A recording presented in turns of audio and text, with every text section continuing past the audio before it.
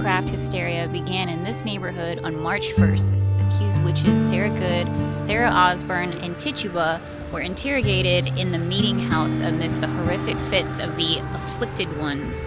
Thereafter, numerous others were examined, including Martha Corey, Rebecca Nurse, Bridget Bishop, Giles Corey, and Mary Esty. Many dire as well as heroic deeds transpired in the meeting house.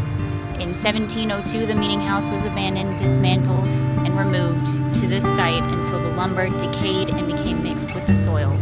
In 1992, a memorial was erected here to honor the witchcraft victims and to remind us that we must forever confront intolerance and witch hunts with integrity, clear vision, and courage.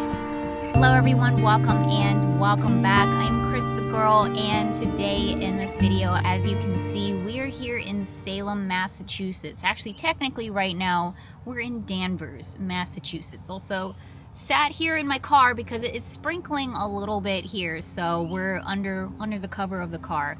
We are starting this video off here in Danvers, which used to be Salem Village. And this is actually the site of where the witch trials took place. Not the actual trials, but this is where a majority of the citizens lived, and this is where they had the meeting house. This is where the minister, the pastor at the time, was living too. Like, this is where it went down. Was here in Salem Village, which is now Danvers. We were here last year, okay? We were here last year and we spent some time here in Salem, and honestly, it was one of the most amazing trips of my life. Salem in particular, being here just felt so incredibly meaningful to me. I had just the best time, not just with the shopping and with the museums that we did and such, but learning the history and why Salem is infamous today as the witch city. I read a number of books last year to prepare myself for this trip because I knew one of the videos that I wanted to make was what actually happened with the witch trials. Like, I wanted to learn what actually really truly happened with all of this and why is Salem the way that it is today. And I did learn quite a lot, and in preparation for this trip this year, I read another book to kind of prepare me on this as well and kind of like refresh my memory on it. So I want to talk a little bit about the history today in this video, as well as we're gonna hit up some museums, as well as we're gonna hit up some shops. I'm trying to jam pack like literally everything inside of the number of days that we have here in Salem, the limited number of days that we have here. So just bear with me here. We're gonna probably be kind of all over the place. I will direct you to the videos that I did last year in case you want, if you want a more in-depth kind of me sitting down explaining the history as I have come to understand it video. I'm gonna link that down in the description below of what I did last year. I kind of like cringed to think about it because I was filming on a different camera, and Lord only knows. I wish that I could recreate it today in this trip, but we'll have to save it for another time, to be honest with you. But I did go to like a number of the actual sites for the witchcraft trials and such, not just here in Danvers, but also in Salem too. So if you're more interested in the history side of things, definitely check out that video, but I'm going to be adding more to that in this video here as well.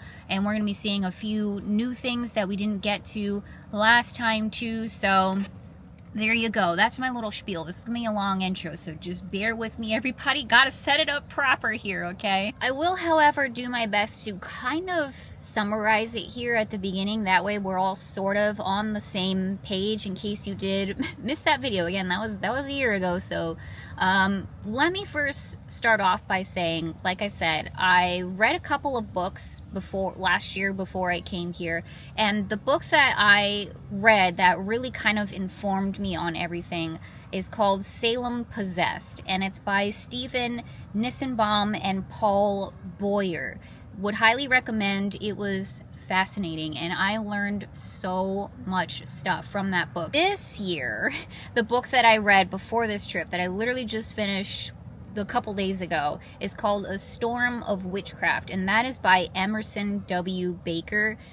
Would also highly recommend that book. In fact, I think I enjoyed that a little bit more than Salem Possessed, because the author in this book went into more detail as to what happened before the Salem witch trials as well as after, as well as how did Salem become Witch City as it is today, which I really appreciated, and that was something that I was very curious to learn about. They also categorized it by, like, okay, this is, let's examine the afflicted people in this chapter.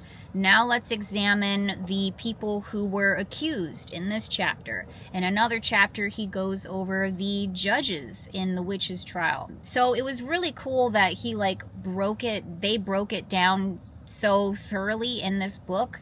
And it was fascinating. Would highly recommend, if you're going to read one book about it, at this point I would definitely recommend that one. There's a bunch of books that I'm going to be reading about Salem, because this is my new obsession. Like, this is my obsession here. I also would recommend to The Devil in the Shape of a Woman by Carol F. Carlson.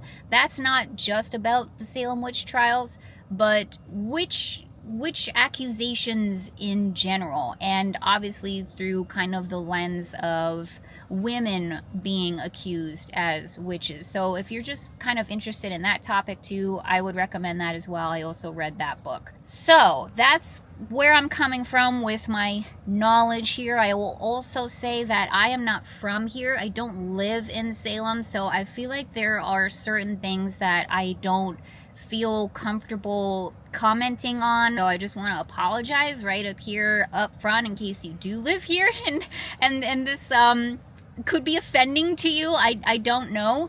I'm just doing my best here as a girl who wants to pay her respects to what actually happened here. I come in peace. That's all I'm trying to say. I come in peace. I'm just doing my best here. And if I do get something wrong, feel free to let me know down in the comments below so we can all learn. Alright, so that being said, that nice little blurb that I did at the beginning of this video is what I just read off of the sign there, and it kind of sets it up pretty nicely there. So there are so many factors that went into this horrible tragedy, and A Storm of Witchcraft, the book, kind of, I mean, that's the perfect title for it, because it really is truly the quote-unquote perfect storm to make this happen. It wasn't just one thing that led to this. It was all of the things. It was the politics of the time. It was the location, like geography of it all. It was the people involved, you know, the accusers, the people who were accused, the minister / pastor.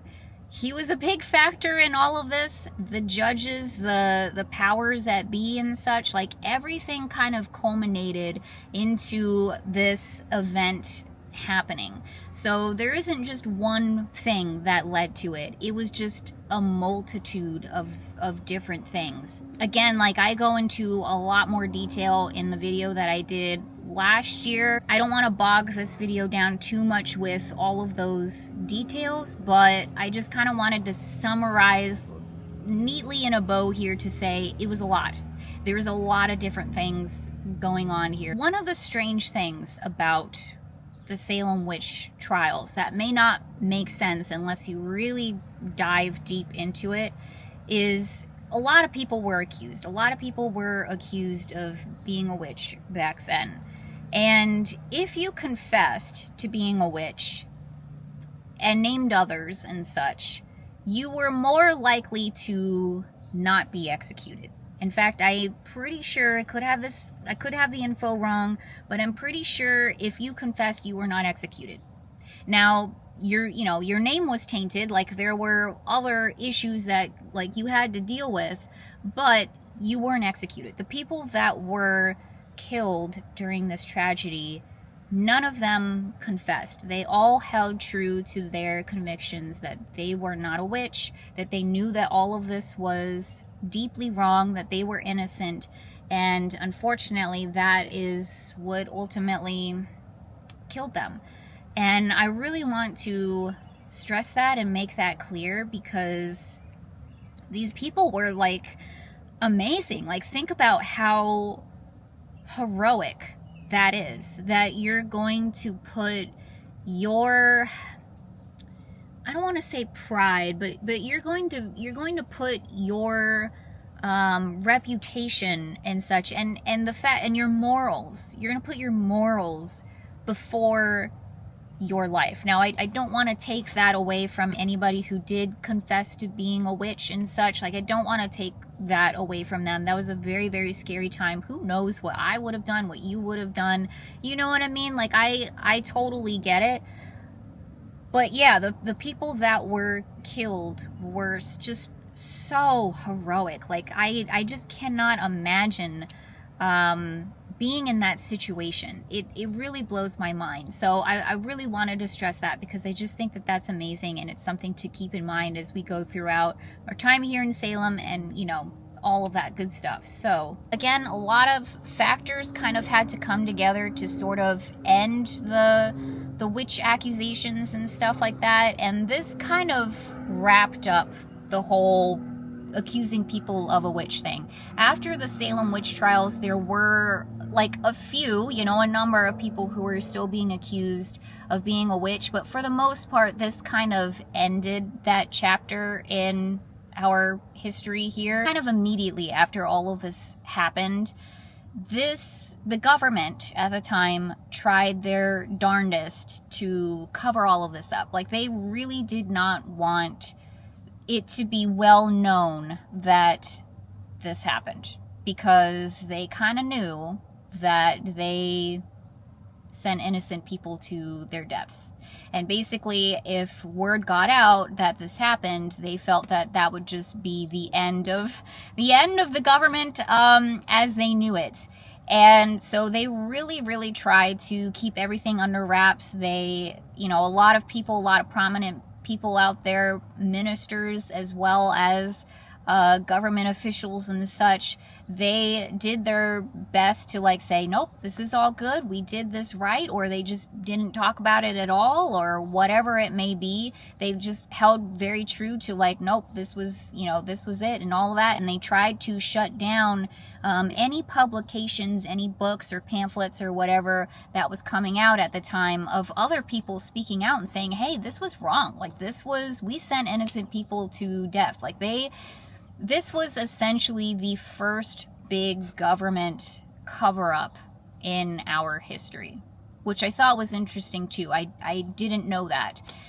And fortunately, it took, again, brave souls, courageous people who knew right from wrong to continue to make publications and books, whether it was anonymously. Some people did actually put their name on there and got in trouble for it, but nonetheless, it took people continuing to talk about it, to continue to bring it to the forefront of people's knowledge, so that this wouldn't be forgotten, so that this wouldn't be covered up. And if it wasn't for those brave individuals, especially at the beginning, but just continuously throughout the years, like continuously coming forward and continuing to talk about it, as well as the families of the victims, trying to get their family names like pardoned and all of that stuff. Like, there was a lot of people who just wouldn't let it go, thank goodness.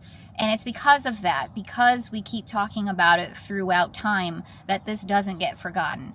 And one of the things that I found interesting also, and again, this is just from this one book. I don't live here, so I don't want to talk about this too much, honestly, because I don't know, okay? I don't know. But it does seem to me, the history does track that even now, in this day and age, it's still not something that a lot of people are comfortable acknowledging and talking about.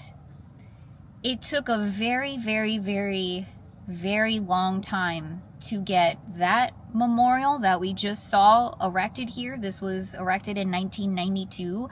The memorial that we're going to see later, I don't know if it's going to be this video or the next video, at Gallows Hill, that was only just done recently, like very, very recently, and it took a really long time to get the approval for it. There's a group of people out there, and you can say this for pretty much any major historic thing in our history that's bad, as well as just in general.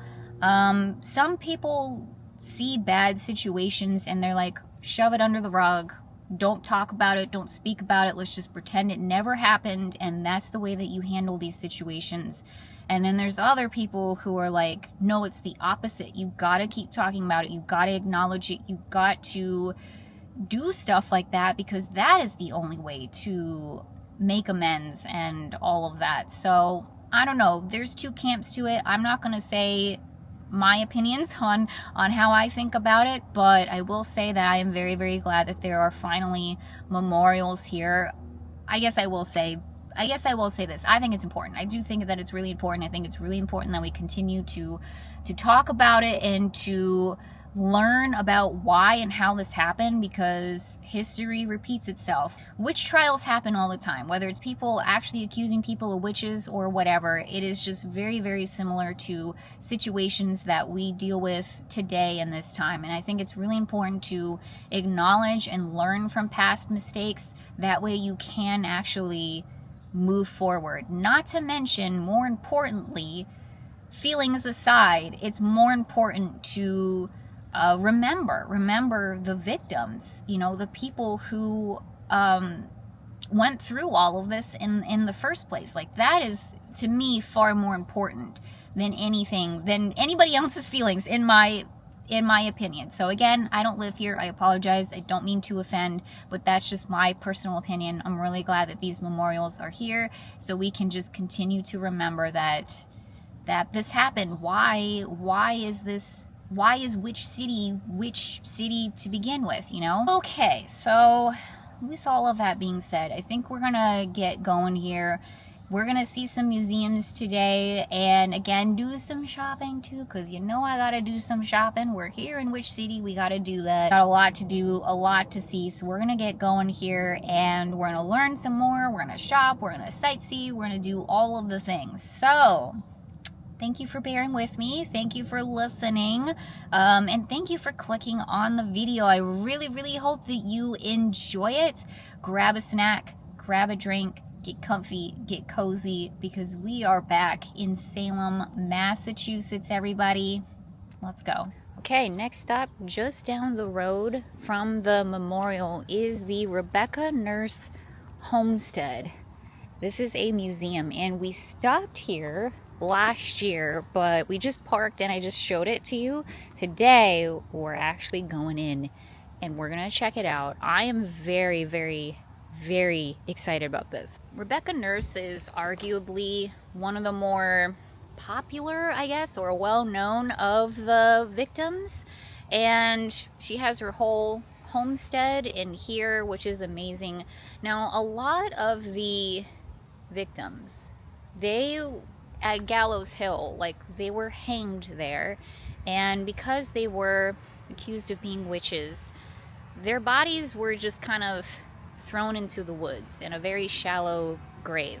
So they were not properly buried, a lot of them. The story, I guess, goes that Rebecca Nurse's family did go and retrieve her body and actually buried her here back in her farm. So that's where she is laid to rest. And also there is a theory that one of the other victims is also buried here on the farm too. So we will see that.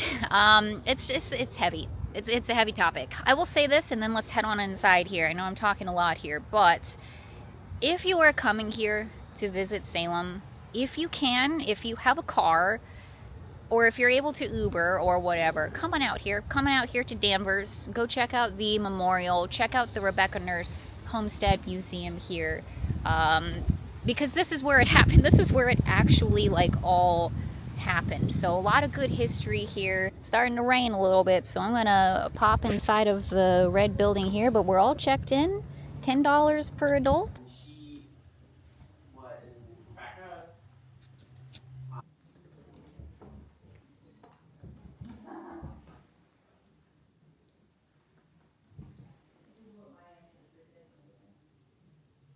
Rebecca would have only lived inside of the one room. This building has been expanded, so more than likely it wasn't that big when she was actually living here. Her ancestors, her grandson, expanded it, so it was probably just the one room with the fireplace, maybe the top floor, but probably not. And also the windows, the glass windows, wouldn't have been on there either. Buildings in Salem, in the actual like Salem town, may have had glass windows, but for the most part, people here in Salem Village, they wouldn't have had glass windows. So this here, I believe, is the exact replica of the meeting house. This is where they would have held their religious services. It's where they would have had like town meetings. Oh yeah, look at that. It's even kind of set up that way. I was reading on the pamphlet that this was actually used in a PBS special once. Most of Essex County in the 17th was settled by Puritans, a sect within the Church of England. These simple buildings would host both secular town meetings as well as religious sermons. This shows the raised pulpit with sounding board canopy above, the communion table used once a month in front, and the boxed pews and galleries for the seating of the congregation. And then, yeah, the minister would stand up at the pulpit. Oh, there he is. Samuel Parris. He was the minister during the Salem witch trials, and let me tell you, he did not help things. He did not help things. In fact, he was really, truly like one of the main reasons why it happened. Again, there's a lot of reasons, a lot of factors had to come into play, but oh boy, he did not help. Well, it just took about a 20-minute guided tour of the house. Very, very interesting. Got my umbrella here. It's raining, y'all. It's raining. Very, very interesting. Anyway, we're making this long trek. We're going to head all the way over here towards the burial site. And the guide did confirm that it is not like 100% certain that Rebecca Nurse is buried here. But regardless, she has a memorial back in here. And also some of her ancestors and such are actually buried back there. So we're gonna go check that out, pay our respects. Okay, here we are. So this is the memorial that they have for Rebecca Nurse.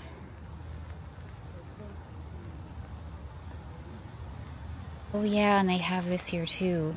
It says this tablet contains the names of those who, at the risk of their lives, gave written testimony in favor of Rebecca Nurse, 1692. And it has the list of names. It's very, very hard to read, I apologize, but it has the list of names who were these people were very, very brave too. They wrote a petition to try to free Rebecca Nurse at the time, and during that time, like, if you were on the side of somebody who was accused of being a witch, you were putting your life in grave danger, because you were pretty much just kind of letting everybody know, like, you could be accused of being a witch too. Like, it would have been very, very easy. So very, very, very brave people. I see some Proctors buried in here. I see some Putnams as well. Putnams and Proctors, very prominent names of the witch trials here in Salem. This is very beautiful out here. Very, very peaceful, besides the saw going off behind us. But this is a beautiful resting place, and I really hope that, you know, if Rebecca Nurse's body isn't buried here, then I hope that she feels at peace because she has such a beautiful place to rest and to be if she so desired, and it's on her former land, which is amazing. She in that respect, she's a lucky one, because unfortunately the others were not so lucky, that we know of at least. It says on the back here, accused of witchcraft, she declared, I am innocent and God will clear my innocence. She was acquitted initially. Like her first trial, she was acquitted, but the judges kind of persuaded the jury to go back and redeliberate, and kind of basically pushed them towards convicting her as a witch. And so they did. The second time they deliberated, they declared her a witch. And also I learned that eventually, after this happened, the nurses changed their last name to spell Nourse, to kind of distance themselves from the witch trials and all of that stuff. So you'll see some it looks like Norse to me. And then here is the other person who is potentially buried here, George Jacobs. And it says at the bottom, well, burn me or hang me, I will stand in the truth of Christ. So this is another person that was believed to have his body, who was believed to, like, his family came and was able to retrieve the body and had him buried supposedly on his property. And it's something along the lines of, like, eventually excavators and such, like, found a body buried on that property. It's not known if it was him, but more than likely it was him. And so they moved the remains over here to the nurse property so he could be laid to rest here. So that's what's going on with George Jacobs Sr., which is very, very nice. Lovely headstone, and one of the people in my tour group had some flowers for him, so that's quite lovely as well.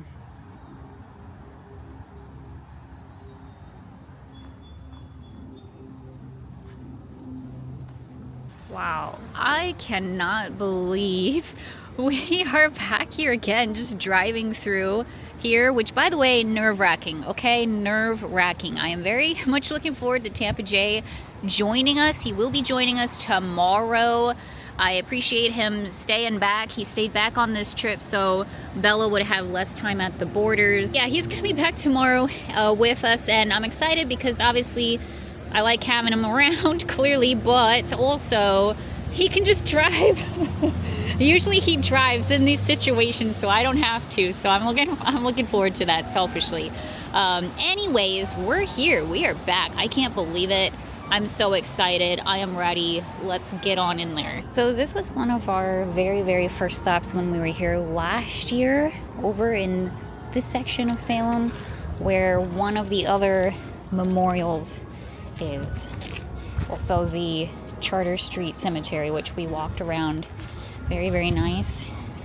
But yeah, they have a nice little stone bench for all of the victims of the Salem witch trials. People leave trinkets and flowers and things like that.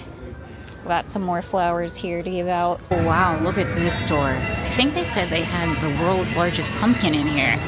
Oh, it's so cool. Yeah, these are adorable. Oh, they've got really great hats in here too. This says that this cauldron here was a set prop from Beetlejuice 2. Oh, that's neat. Wow. This is amazing. How cool is this, you guys? Oh my gosh. I feel like I'm at home. Oh wow, look at all the Annabelles. Oh man. This store is amazing. Okay, that store was awesome. I don't know how I missed that last time, but we did try to hit a lot of things. The Salem Witch Village, I think it's called the, well, yeah, I think that's what it's called. Yep, that's what it's called, because look at that. That's what the bag says. First purchase here at Salem 2025, y'all. I'm so excited. Here's where I parked my car, by the way. This is the South Harbor Garage, and we parked here the entire time. Last time we were here too, worked out really, really well. So I just wanted to point that out. Now we're heading down the street this way because there's a store that will be closed tomorrow. So I want to hit it this time. I meant to hit it last time we were here too, and I didn't get to, so we're changing that today. Yeah, just a short little walk away is Pyramid Books. They should have a lot of like spiritual, metaphysical books in here. Very excited to check this out.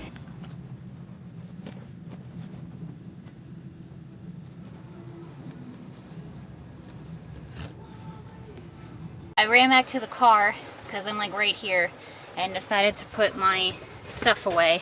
I'm not gonna let the rain stop me, you guys. We're gonna keep on keeping on here. This would be a good time to do a museum, you know what I mean? What I'm gonna do, by the way, is a separate Salem shopping haul video when we get back home, just like I did last year. Because I have a feeling I'm gonna be getting a lot of stuff. Might as well just combine it all into one big old video. So I'm not gonna show you the things that I'm buying today or the rest of the time that we're here. Stay tuned for that in a later video. Actually, before we get on the move here, the stores that I went into are really, really cool. So Salem Village store, or whatever it's called, that I bought a bunch of stuff from, was really, really awesome. And then the bookstore was really neat too. Lots of great books in there, and that was of course the main reason why I wanted to go. But they had a lot of other stuff too. They had crystals, they also had incense and candles and kind of all the usual stuff that you find at metaphysical stores. I kind of am not actively looking for any of those things here in Salem. There might be a few things that I grab while I'm here because it is Witch City and all of that stuff, but if I can find it in a metaphysical store where I'm from or whatever, I tend to just kind of leave it alone when I'm here in Salem personally. But I really liked the book aspect of that store, and I did buy a book. I did get a book, so there is that. Okay, now let's go brave the rain. Okay, we're actually going to stop at the visitor center here really quick. Forgot about this. It will not be open tomorrow, so we got to go check this out today if we're going to go check it out. And by the way, if it is open, great place to use the restroom. This is technically called the Armory. So they have a lot of information regarding that. There's National Guard information in the back there. They've got a lot of really cool displays. I wanted to look at the books in particular because I did find one of the books that I read in this section last time. But I see a lot of real... Oh, here, look. This is the one that I literally read before I got here. Highly, highly, highly would recommend. Yeah, lots of history here that isn't just the witch trials. A lot of maritime history here too that you can learn about. Here we are. Oh man, it is so good to be back. Even with the not so great weather. Just awesome. Okay, I'm gonna actually get some food here really quick. Here inside of Not Ya Mama's Vegan Cafe. We actually got coffee or tea or something here the last time we were here. And this time I went with the grilled cheese. Very excited to try this out. It should be completely vegan, and I got an iced green tea. All right, we're back at it again. That was really good. This is located inside of the Witch City Mall, by the way. Would definitely recommend. Okay, we're gonna head to our next museum now, officially. I bought the ticket. Let's go do it. It's gonna close first out of everything else, so let's go check it out. All right, we're just making our way through.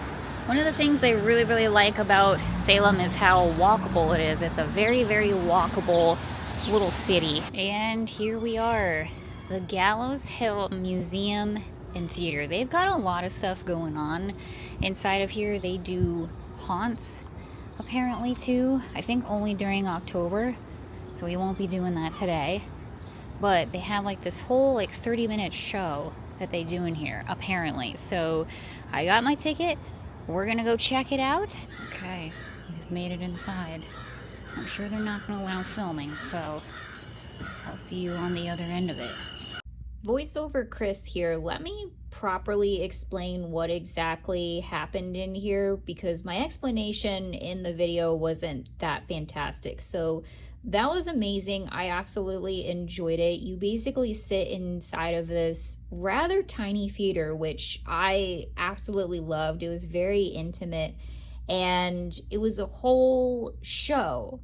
And it seemed to be done by one actor, which is like incredibly impressive. And there was definitely somebody like in the sound booth behind us, and whoever else, I don't know, but it's a small team of people putting this show on. And basically it goes through kind of the Salem witchcraft trials, but it also talks about other spooky happenings here in the New England area. And there were tons of like puppets and effects, and it was dark and spooky and loud at times. So it was definitely like kind of a little scary, but ultimately like it was amazing. Like I absolutely loved it. So impressed, and just a very incredibly unique experience that I did not expect. I was not going in there expecting all of that, and I was just sitting there in the theater with just the biggest smile on my face the entire time. So definitely go check it out, you guys. Like this would be like probably top 5 recommend. You got to do this when you're here in Salem. It was just spectacular. I absolutely loved it. A little bit busier out now that it stopped raining. Just walking down Essex Street now. I'm gonna actually head back to the Visitors Museum, use the facilities before they close, and then we will move on. All right, we're continuing onward here. Again, pro tip, Visitor Center, if it's open, you can use the bathrooms there. Okay, we're going to get back on the shopping track now. We're gonna head to Die With Your Boots On. I visited there the last time we were here. I know, I keep saying that. The last time we were here. And I can't remember if I filmed it or not. I don't think I actually filmed it. I just popped in there, looked around. I thought maybe I would have time to go back in and film it, and I never did. So we're rectifying that in this trip. We're gonna head inside. I'm gonna show you what's in there. It is so cool. Really, really, really cool alternative shop. And it's just right next door to the Witch City Mall. Pretty easy to find. They got a cool display going on up here too. Ooh, I love Foxblood so much. These are some of their bags. Aren't they cute? There's a few more bags. Adorable. Oh, a little beach bag. Cute. Oh my gosh, and look at this one. Lime slime green. You guys, this might be the cutest thing I've ever seen. Y'all, look at this cardigan. I would love to live here in Salem, but I would also probably be perpetually broke, like all the time. Next purchase of the day. Oh boy. My wallet is crying.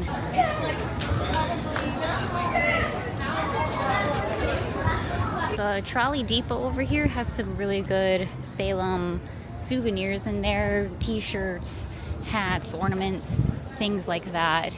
If you're looking for something kind of basic, but still really good. So this store here was really, really cool too. The Modern Millie had a lot of like vintage inspired dresses and things like that too. We popped in there briefly. Would highly recommend. And I do feel like even with all of the research that I do, just looking on Google Maps, trying to find, really cool, interesting shops and places to visit, which trust me is not hard at all. I still, when we're here, like I find new things, I see new things, and I'm like, oh my gosh, that didn't pop up on the map. Wicked Makeup Studios and the Salem Plant Witch, like that sounds very interesting. We're gonna move on though, but maybe we'll stop in tomorrow. This Nightmare Gallery would be really cool to check out at some point too. The thing is like initially I had like a ton of things that I wanted to hit on this trip, but then I realized, you know what? quality over quantity. This video is already like all over the place, so you know, we're just gonna pick and choose like a few things to do, then we can always come back and do the rest. Okay, I think we've got to pop into Black Craft Salem here. I love this store so much. Not just the store here, the storefront, but their stuff just in general. I absolutely love. I've been dreaming of the day when we could come back here. And they also have a lot of, obviously, goth, alternative, spooky clothes in here too. Also clothes for the youth. It's just a really, really cool store.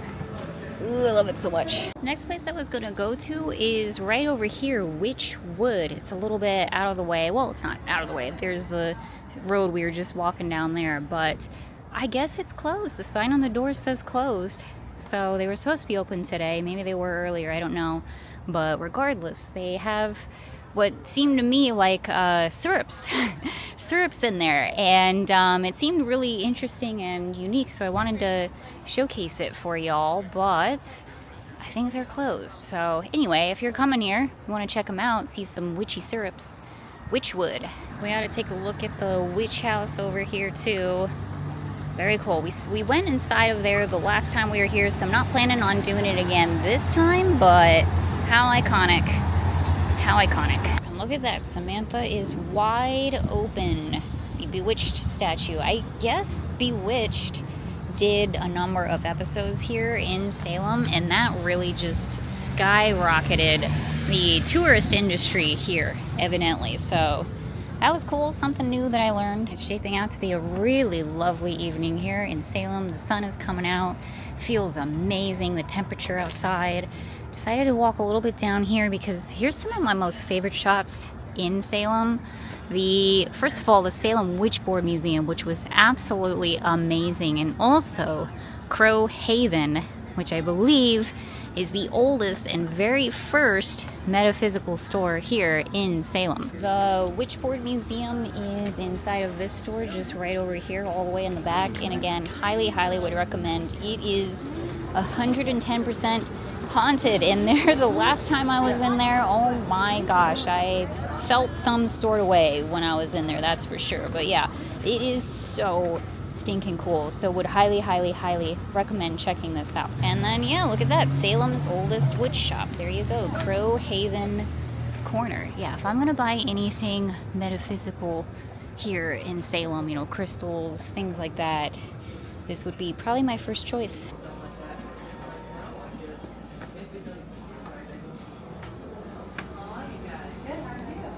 Alright guys, I think we're gonna wrap this video up here pretty soon. I went back up to the car to drop off my massive amount of bags at this point. I think I'm gonna head down, stop at a bakery that's just right over there, maybe get a sweet treat and a coffee, and then head back to the hotel, edit this video, and rest, you guys. I'm exhausted, can't say that enough. I am just absolutely wiped.